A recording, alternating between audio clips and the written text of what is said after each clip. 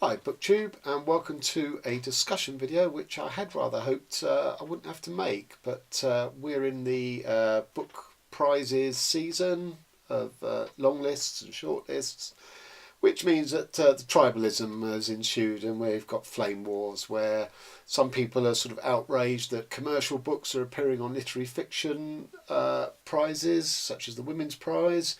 And going the other way, people are sort of saying, oh, you're elitist, your books are too complicated, you're up your own arse, and, you don't speak to anyone.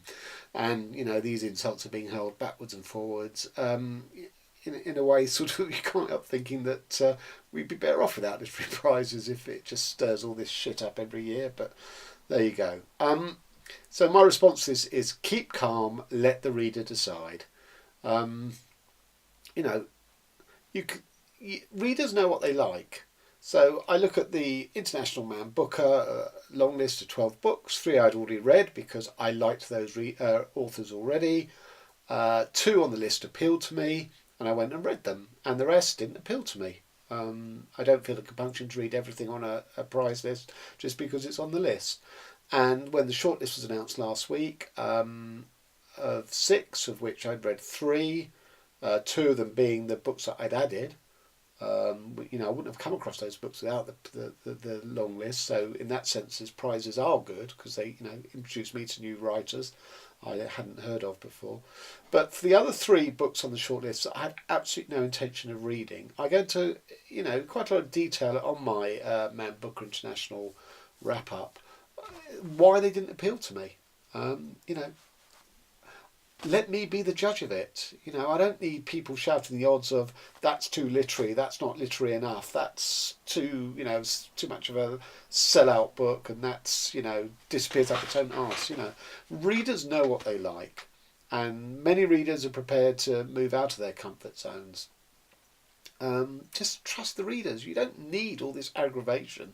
You don't need all this name calling. And again, I come back to what I said on my discussion video about genre. That this is brought about by this sort of division of books into categories. It just makes for tribalism. You had it in the music industry, and now you're increasingly having it in the book industry, and it's not helped by social media, where just people feel they have to defend their corners, which normally means lashing out at what's outside of their corner. I'm going to strip this right back. Books are a form of entertainment, and I'm only talking fiction here. Okay, if someone reads a book, they do it at their own volition. They don't have to read it unless they're doing English literature at a university. They choose to do it because it gives them pleasure. It's entertaining, and the point is that different people, different readers, get different pleasure and different entertainment out of books. We are not all the same. So, for example, some people like books because they like to escape from the daily grind of their lives. Other people like books that absolutely ground them in the world and help them interrogate the world, be it realism or, a metaphorical version of the real world that makes, allows them to ask questions about their world. Some people are totally into books for the character. They like to see the view through another person's eyes, someone who's far removed from their own experiences. Other people read because, excuse me, they like a good story. They like a yarn. That's all there is. That's all there is for to it for them. Particularly things like detective mystery thrillers. If you think about what goes into those, well, the core of it is the story. Is following with the detective, the crime has been committed. There's lots of twists and turns, and hopefully to a surprising denouement. And they don't need anything more. Having said that, there's plenty of mystery thrillers which give you a lot more than that as well. They can give you the attraction of the character, of the detective, or the criminal for that matter, or it can be the metaphorical value of what is this book saying about people looking into themselves, into their own souls, or talk about good and evil and all that sort of thing. So that's another way that people can find pleasure from books. Some people like romance, so they'll be attracted to the romance genre. Some people like to be scared, so they might be they'll get pleasure from the sort of the horror supernatural. genre. Some people like erotica. I don't understand it myself. I don't know quite what the charge is, but I acknowledge that it has its fans. Some people just get pleasure out of the style of a book that it's written in. Other people might, just luxuriate in the language. Other people, like the turn of a good metaphor. So if the book has lots of beautiful metaphors, that can be enough. Some people just like books which posit ideas. So science fiction, for example, has these incredible imaginations of future worlds. Or it might be sort of political ideas where a book is ostensibly political, but making an analysis that might be new, hasn't been tapped. I get pleasure from discovering new words. An author introduces me to a word I haven't come across before.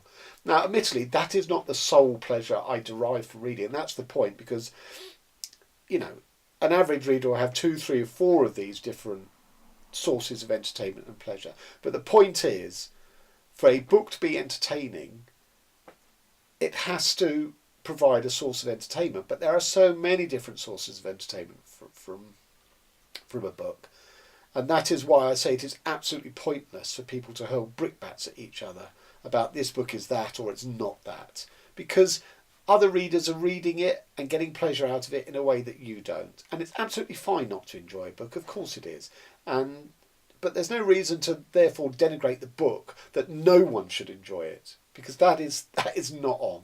You didn't enjoy it, that's fine, and you can go on YouTube or Goodreads or Twitter and say you didn't enjoy it, and that is fine. But to then sort of make the sort of gross announcement that this book is inherently rubbish and how could anyone enjoy it? They must be out of their mind, is just unreasonable and sort of quite tyrannical, really. I know what I like. I know what gives me pleasure. If I do my research enough when I'm sort of scouting for new books, that book sounds like it might appeal to me because of the ideas in it, or the use of language in it, or it's trying to do something, stylistically with its formalism that is different.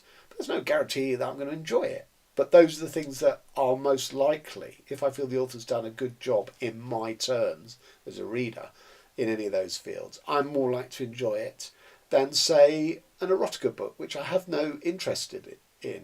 But I'm not going to denigrate erotica. I'm just going to leave it. It's over there. It poses no threat to me as a reader. It poses no threat to me as a writer.